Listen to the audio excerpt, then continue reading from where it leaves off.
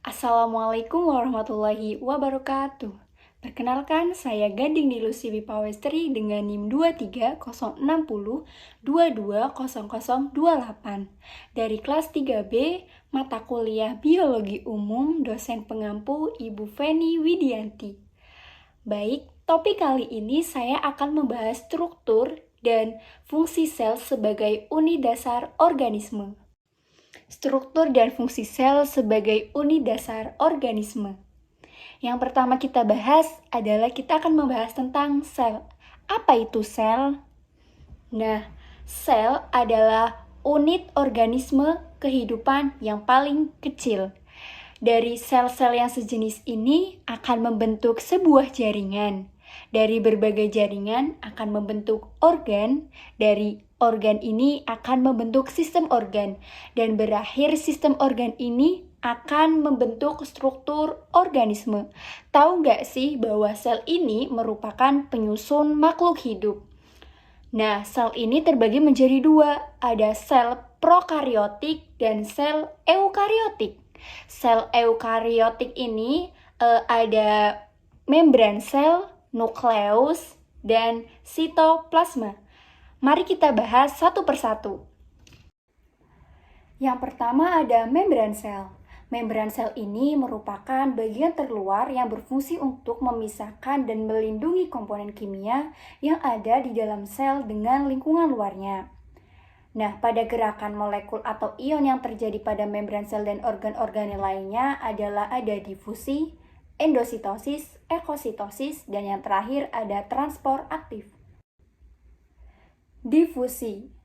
Pengertian dari difusi sendiri merupakan peristiwa perpindahan molekul-molekul suatu zat dari larutan yang berkonsentrasi tinggi ke larutan yang berkonsentrasi rendah. Kebalikan dari difusi adalah yang kedua ada osmosis. Osmosis ini merupakan peristiwa perpindahan molekul air atau pelarut melalui membran semipermeabel dari larutan yang berkonsentrasi rendah ke larutan yang berkonsentrasi tinggi. Yang selanjutnya ada endositosis dan eksositosis. Endositosis adalah mekanisme sel yang melibatkan pengepakan bahan ekstraseluler ke dalam sel dengan membentuk vesikula. Sedangkan eksositosis adalah mekanisme sel yang melibatkan pelepasan zat dari dalam sel ke luar sel.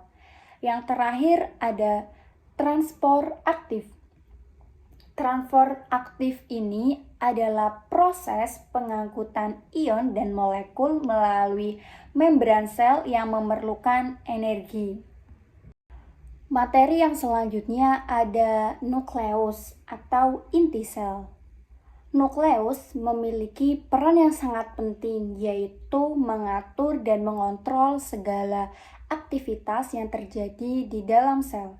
Selain itu, nukleus juga berfungsi sebagai tempat penyimpanan informasi genetik suatu makhluk hidup dalam bentuk DNA.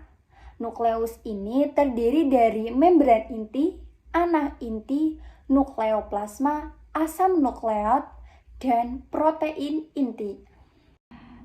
Pada inti sel terdapat membran inti, anak inti, nukleoplasma, asam nukleat, dan protein inti. Yang pertama ada membran inti.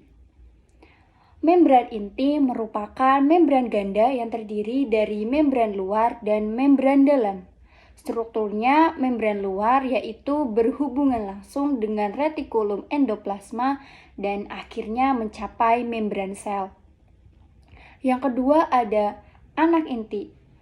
Anak inti atau biasa kita sebut nukleolus tampak saat terjadi pada proses sintesis RNA atau transkripsi. Apabila proses sintesis RNA berhenti, maka nukleus akan menghilang atau mengecil. Bisa dikatakan bahwa nukleus ini bukan merupakan organel yang tetap, melainkan sesuatu pertanda bahwa sel tersebut sedang melakukan proses sintesis RNA. Yang ketiga ada nukleoplasma. Nukleoplasma merupakan bagian matriks nukleus yang sering disebut nukleoplasma. Nah, nukleoplasma ini terdiri atas protein, enzim, air, ion, dan asam inti.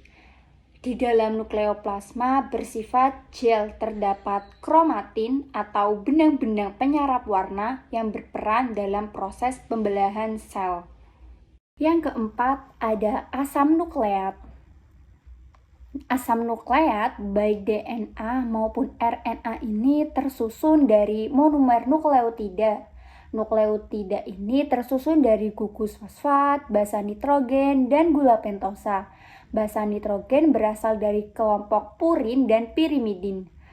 Purin utama asam nukleot adalah adenin dan guanin, sedangkan pirimidinnya adalah sitosin, timin, dan urasil.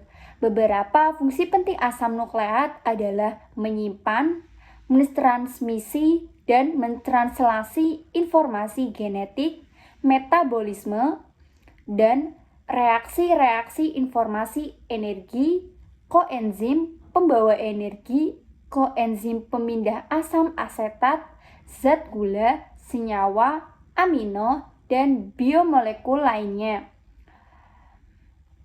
Asam nukleat ini di dalamnya ada sel dan ada dua jenis, yaitu ada DNA dan RNA. Yang terakhir, kelima ada protein inti. Protein inti atau susunan DNA pada kromosom melibatkan protein inti. Nah, protein ini merupakan struktur yang kompleks. Protein inti terdiri atas beberapa komponen, meliputi protamin, histon, protein non-histon, dan nukleohiston. Materi yang terakhir, kita akan membahas tentang sitoplasma. Sitoplasma atau cairan sel adalah matriks yang berada di bagian dalam membran plasma, tetapi berada di luar nukleus. Sitoplasma ini tersusun dari sitosol yang bersifat koloid, sitoskeleton atau rangkaian sel, dan organel-organel. Matriks sitoplasma ini adalah matriks cairan transparan yang homogen dan bersifat koloid. Matriks sitoplasma dapat berubah dari fase gel menjadi fase sol ataupun sebaliknya. Hal ini bergantung pada tekanan osmosis sebagai hasil dari aktivitas osmoregulasi. Organel sitoplasma. Sitoplasma, suatu sel mengandung berbagai jenis organel yang memiliki fungsi tertentu untuk memelihara keutuhan dan keteraturan di dalam sel. Organel sitoplasma adalah suatu struktur yang terdapat dalam matriks sitoplasma seperti retikulum endoplasma, ribosom, badan mikro, lisosom, dan mitokondria. Berikut ini adalah beberapa organel penting yang terdapat pada sel makhluk hidup. Organel sitoplasma pada hewan yang pertama ada retikulum endoplasma. Retikulum endoplasma merupakan suatu struktur berbentuk saluran spiral yang ditutupi oleh membran. Kanal yang berkelok-kelok ini disebut tangki air. Nah, retikulum endoplasma adalah perluasan ke dalam membran plasma menuju membran inti. Membran retikulum endoplasma ini bersifat kontinu. Selanjutnya ribosom. Ribosom merupakan butiran kecil nukleoprotein yang tersebar di dalam sitoplasma. Bahan penyusun ribosom adalah protein dan RNA ribosomal.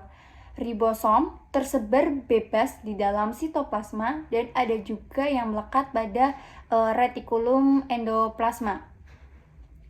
Ada proksiom berbentuk seperti lisosom berisi enzim oksidatif dan katalase.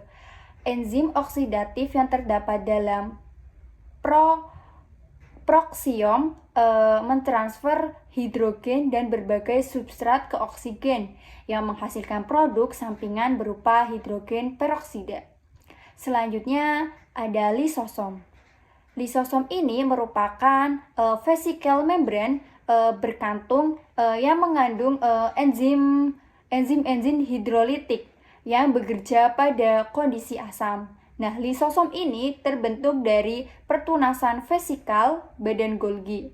Lisosom ini berfungsi untuk mencerna makromolekul secara intraseluler dan merusak sel-sel asing. Selanjutnya ada badan Golgi. Badan Golgi tersendiri merupakan kantung pipih bertumpuk yang tersusun dari ukuran besar hingga ada yang ukurannya kecil dan terikat membran. Badan Golgi ini berfungsi untuk memproses protein dan molekul lain yang akan dibawa keluar sel atau ke membran sel. Yang terakhir ada mitokondria, merupakan organel yang memiliki 2 unit membran, yaitu membran luar dan membran dalam. Matriks mitokondria berbentuk gel, cairan kental yang mengandung enzim dan koenzim yang paling penting untuk metabolisme sel. Organel sitoplasma pada tumbuhan. Terdapat dinding sel. Dinding sel ini merupakan bagian terluar dari sel tumbuhan yang memiliki fungsi melindungi sel. Dinding sel ini merupakan lapisan terluar dan bersifat permeabel. Dinding sel tersusun atas selulosa, lignin, dan suberin.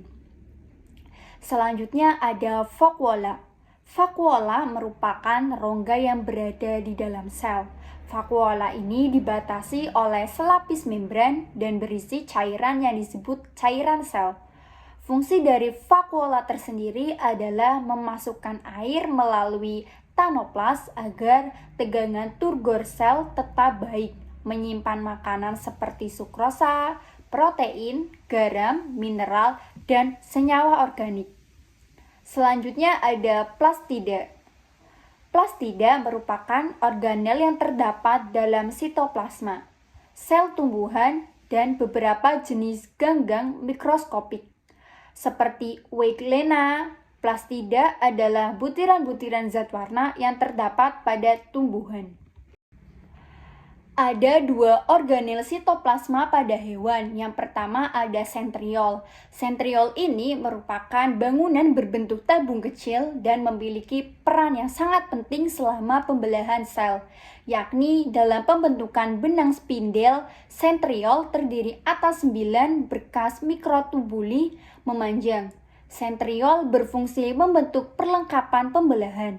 Sentriol merupakan struktur yang hampir serupa dengan tubuh basal. Tubuh basal terdapat di bagian dasar dari setiap silia dan flagella. Tubuh basal membentuk pengaturan mikrotubulus yang menyusun silia dan flagella. Yang kedua ada vakuola.